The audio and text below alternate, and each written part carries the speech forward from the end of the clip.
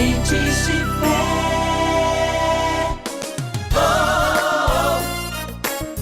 Pastor Oídes José do Carmo. Olá, amados, quero abraçá-los na graça e na paz do Senhor e convidá-los a uma leitura na Palavra de Deus, no livro do profeta Isaías, capítulo 9, versículo 6. Porque um menino nos nasceu, um filho se nos deu, e o principado está sobre os seus ombros, e o seu nome será maravilhoso, Conselheiro, Deus forte, Pai da eternidade, Príncipe da paz. Muito bem, meus amados, tomo naturalmente esse versículo, como poderia tomar qualquer um outro no Novo Testamento, para falar a respeito do nascimento de Jesus, da sua vida e do seu ministério. Chegamos finalmente a essa data máxima da cristandade, que é o Natal, quando todos nós celebramos o nascimento de Jesus. Claro que nenhum de nós temos a ilusão e podemos garantir que o Senhor Jesus nasceu no dia 25 de dezembro. Mas é uma data histórica e certamente a humanidade está corretíssima em lembrar desse grande episódio que foi o nascimento de Jesus. Se a saída de Israel do Egito, a travessia do Mar Vermelho, a passagem pelo deserto, representou o ponto mais alto da história do Antigo Testamento, o nascimento de Jesus, a sua vida, a sua morte e ressurreição, representa o ponto mais alto do Novo Testamento. Então é algo digno de ser lembrado de forma permanente por aqueles que amam a Deus, que seguem o Senhor Jesus Cristo, ano após ano lembrarmos que este evento marcou a história da humanidade de uma forma eterna, de uma forma transcendental, que excede qualquer entendimento da humanidade. O grande amor de Deus pela humanidade levou a abrir mão do seu próprio Filho. Deus se humanizou, Ele se encarnou, veio morar entre os homens. Isso não tem explicação no mundo dos mortais. É fruto do grande amor de Deus. Nós sabemos que profecias várias existiam no Antigo Testamento, acenando com a vinda de um Messias, de um Redentor, de um Salvador. Isso porque a humanidade, lá no princípio, ela afastou-se de Deus, trilhou seus próprios caminhos, e Deus, num esforço muito grande, já vinha prometendo enviar um Redentor, o Salvador da humanidade.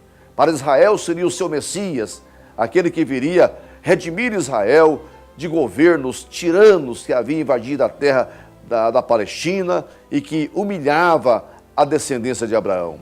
Mas para a humanidade, toda ela aguardava a vinda de um Redentor, um representante da raça humana que pudesse, num ato de justiça, mudar toda a história da humanidade.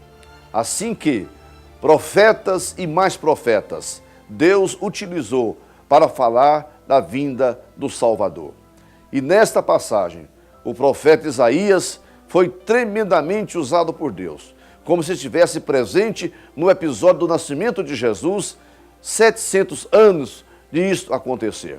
Então ele coloca um menino recém-nascido como sendo um Deus forte, o Pai da eternidade, o Príncipe da paz e muito mais, muitas outras qualidades aquela criança teria no exercício da sua vida, do seu ministério.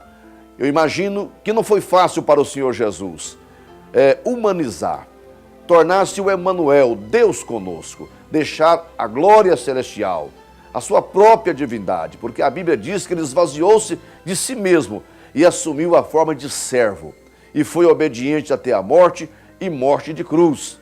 Mas daí veio o resultado. A Bíblia diz que o Pai o exaltou soberanamente, lhe deu um nome que é sobre todo nome, o nome de Jesus Cristo, o nosso Salvador. Todos sabemos que as circunstâncias do nascimento de Jesus foram criadas por Deus.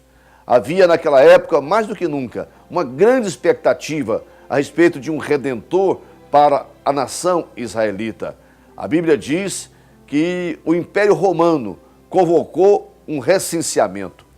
Então Jesus, tendo seu pai adotivo José, sua mãe Maria, aquela família se dirigiram para Belém de Judá, para cumprir uma outra profecia. E tu, Belém Efrata, posto que entre as menores capitais de Israel, você não será a menor, porque de ti sairá o guia que vai apacentar o meu povo. Então Jesus nasceu em Belém de Judá para cumprir uma profecia. E também há um sentido simbólico em Jesus nascer em Belém de Judá. A palavra Belém quer dizer casa de pão. E Jesus, na verdade, é o pão da vida. Ele próprio falou: eu sou o pão da vida. Aquele que se alimenta de mim nunca perecerá. Jesus nasceu sim.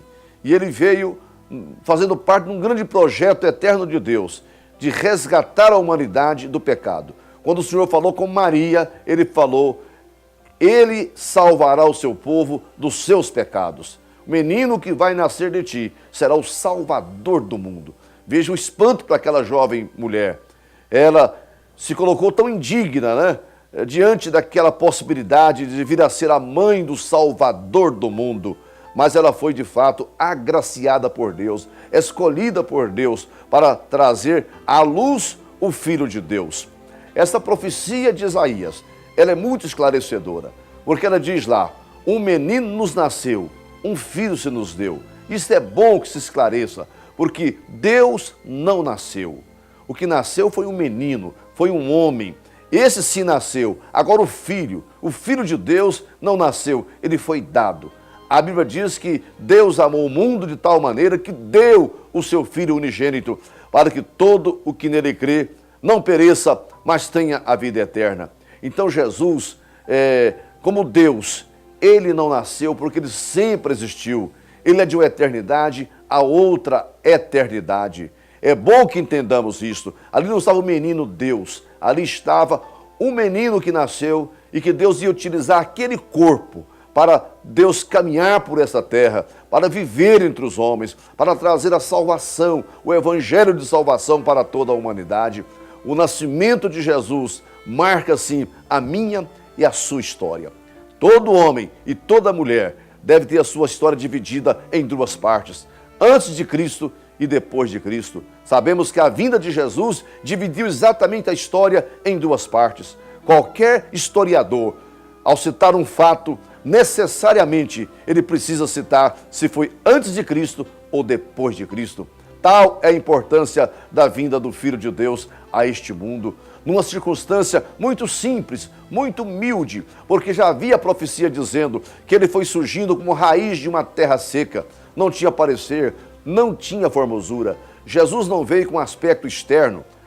Aqui a nação israelita tropeçou na pedra de tropeço, porque aguardava um Messias grandioso, descendente dos reis, que chegasse em Israel montado em um cavalo branco, acompanhado por um grande exército para botar fora os romanos que ali estavam. Não, ele nasceu tão simples, numa manjedoura, cresceu num lar muito humilde, uma pessoa comum como as demais. Tanto é que Jesus foi chamado de o carpinteiro, porque ele tinha uma profissão aqui neste mundo, mas este era exatamente o Salvador, aquele que Deus tinha preparado, que veio crescendo, se agigantando cada vez mais. Olha, Jesus veio ao mundo, não foi apenas para dar um espetáculo. Não, não foi isso não. Foi fruto do amor de Deus. Foi o Senhor que amou o mundo e providenciou uma grande salvação. Jesus é de fato o Cordeiro de Deus que tira o pecado do mundo. Que a humanidade possa celebrar o Natal com muita satisfação, com todo tipo de festividade que a sua família tentar empreender. Mas olha, não abra mão da presença de Jesus. Nós não podemos ter um Natal sem o aniversariante. Isso não é comum, não é o normal. A festa que se faz para o aniversariante. Celebremos o Natal colocando Jesus no centro das festividades. Não é o comércio, não é a indústria, não são os jantares. Nenhuma festa pode ocupar o primeiro lugar. Façamos festas, mas com o Cordeiro de Deus sendo celebrado em primeiro lugar. E não só hoje, não só nessa semana, não só nessa ocasião do Natal, mas sempre vamos dar prioridade a Cristo Jesus, porque Ele sim faz a grande diferença na minha e na sua vida. Que o Senhor nos abençoe, em nome de Jesus.